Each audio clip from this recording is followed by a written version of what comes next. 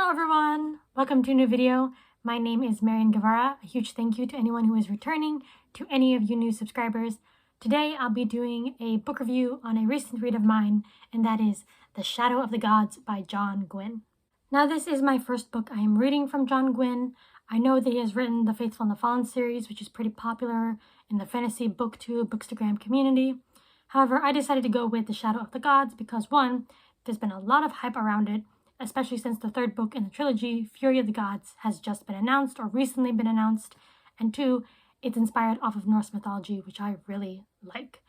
And also, me reading The Shadow of the Gods is very much me venturing out of my comfort zone. Now, when it comes to fantasy, I'm not really into the whole, battle-heavy, action-heavy type of stories. They don't really appeal to me. However, I'm always game to try out new subgenres, see if I really like them. I mean, for instance, I never thought I'd like steampunk until I read the Leviathan trilogy by Scott Westerfeld. So I was thinking, picking up The Shadow of the Gods, I might have found a book that is, very action, very battle heavy, very epic high fantasy that I really enjoyed.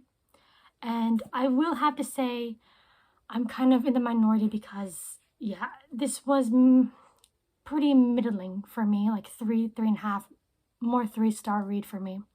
So I'm just going to go over the aspects of this book that I really enjoyed and what I didn't care for as much. But first, I'm going to talk about the premise of the book for those who may not be familiar. So as I mentioned, this book is heavily inspired by Viking culture, Norse mythology, and it takes place in a world where there were once these great, immense, bestial gods who warred with one another to a point where they kind of just killed each other off, and now their corpses litter the land, called Vigrid. Now, centuries pass before the death of the gods, and it's considered a relative time of peace. However, there is trouble brewing. There is conflict that's brewing, and we're following three perspectives, three warriors. So you have Orca, who is a huntress who is on this journey, this perilous quest to take back what has been taken and to avenge a loved one. And then you have Varg, who is a former thrall or a former slave, who is also seeking vengeance and who ends up joining this sort of war band. And then you have Elvar, who was a former noblewoman who decided to, abandon the life of privilege in order to earn battle fame. And so you're following these three main perspectives in this world. Now, the two main aspects that I really enjoyed in this book were the world and the mythology. I think Gwynne did a great job of capturing the beauty of the natural world. His descriptions of the fjords, the mountain cliffs, the forests, I think were really well done. Described sparingly, but succinct. And I also really enjoyed how he was able to capture the scope of the world as well. Just the immensity of the world, especially when he described, the bones, the remains of the gods, and how the earth, the land kind of shaped itself around them. My favorite scene in this book, my favorite part of this book, is when, in one perspective, we visit this city called Snakavik. Now, in this book, in the world, Snaka, who is the world serpent, he's considered the father of the gods. He was slain, he was killed, and his body was strewn across the land. His body kind of became the basis for what is known as the Backbone Mountains. And there's this city called Snakavik that is built into his skull. So just imagine this giant snake skull and this city built into it. And then because it's inside a skull, it has to be constantly lit up with torches. It was just, I love the way it was described in the book. Very cinematic. It's definitely a scene I could see in a movie or in a video game. And I really enjoyed that. And as I mentioned, I am also a huge fan of the mythology, particularly just seeing the parallels between it and actual Norse mythology. So I mentioned Snaka as the world serpent, the father of the gods, obviously meant to be a parallel to Jormungand.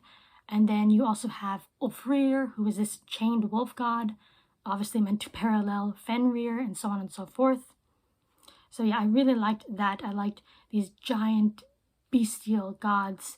I also really like the concept of the tainted. So in this world, you have individuals who are descended from the gods, and depending on whose descendant you are, you're going to have a specific sort of power or skill. So for instance, if you are descended from Snaka, you're going to have a propensity towards magic, you're going to be like a satyr witch. And then if you are descended from the hound god, you're going to have an enhanced sense of smell, and so on and so forth. And the thing is, in this world, the gods aren't looked upon kindly by people, mainly because their warring nearly destroyed the land, the earth. So the descendants, the tainted, are kind of viewed, as suspicious, as lower than regular people. In fact, they're mainly used as thralls or slaves for different purposes. So it's very interesting to see how the history, the mythology of these gods have gone on to shape the society that is currently taking place in Vigrid, and sort of seeing the stratified levels of society as well. Another thing to commend Gwynne for is his action scenes. I think these are really well done, described action scenes. If you're a huge fan of action, you might really enjoy the Shadow of the Gods. However, this is kind of a double-edged sword for me because, while the action scenes were very entertaining, for me, I'm not one to like action for action's sake. I'm going to need to be invested in the persons involved, what the reasoning is behind it. Because if not, and if it keeps on continuing, the action just ends up becoming, characters going through the motions. And so I think this is a good point to sort of transition into aspects of the book that I just really didn't care for. Now, my biggest gripe when it came to this book was the fact that I just was not invested in any of the characters, in any of the 3 major POVs. It's mentioned here in the back that you're following 3 warriors, and I feel that I would have been much more interested in this book if we had a more diverse set of POVs. Maybe we follow 1 warrior, 1 satyr witch, 1 thrall. Now, we kind of got that with Varg's perspective because he is an escaped slave, an escaped thrall. But the thing is, I think not even, maybe after 100 pages, he's already with a warband and he's basically a warrior now. So yeah, as I mentioned, you just get 3 perspectives, 3 warrior perspectives. Someone described this book as a D&D campaign and all the characters are just barbarians, and I can kind of see it. I think that having 3 POVs that each occupied a different level in society would have offered a richer look into the world of Vigrid, into the land, into its people. But because you're just following 3 warriors, you only ever get the warrior perspective. And it did get a bit repetitive and tedious kind of following them. Not only because they felt similar, but there was just a lot of repetition. For instance, I got kind of tired and I found it a bit annoying having to read up on the weaponry. They wore the brynja, they had the weapon belt with the seax and the axe and the spear and the shield, and it would just repeat throughout the 3 perspectives, and it would get just annoying and tedious pretty fast. Now, I'm a type of reader who really likes good character work, and I just felt it was lacking in this book. I felt that all 3 main characters were pretty standard fare, tropey. Orca and Varg, their motivations, their characters boiled down to, I want revenge. When it came to Elvar, it was, I want to prove myself, and that was just as deep as they went. There wasn't any greater depth, at least that I saw. How they are presented in the beginning of the book is basically how they are by the end of it. Now, to be fair, Gwynne might move on, to Hunger the Gods, and then expound on these characters, give them some proper depth, some greater depth. But the thing is, I felt that I should be hooked in by the first book, and I just wasn't. I also felt that the plot meandered for quite a bit. I mean, for a book that is heavy on the action, I felt that things didn't really kick into gear until the halfway point, or, past the halfway point. And things didn't really get exciting until, the very end. And by the end of the book, it left me thinking that 80 to 90% of what I read felt more like a bloated prologue. It's weird that a lot of the action I noticed didn't necessarily move the plot forward. It kind of felt like padding. And with regards to the action, I do have to mention that this is a pretty bloody, gory, violent book. So if you're on the squeamish side, I would say pass up on The Shadow of the Gods because, it might not be to your taste. Personally, I didn't mind the violence. I mean, it didn't really occur to anyone that I cared for or was attached to. In fact, it was a lot of action scenes or violent scenes against, nameless characters who you don't really know. So it didn't really bother me. And the thing is, the violence happens so frequently to a point that it ensures the fact that the impact just lessens and lessens over time. I mean, I came to a point where a head would get cleaved, a limb would go flying, it did nothing. Like it left me feeling nothing.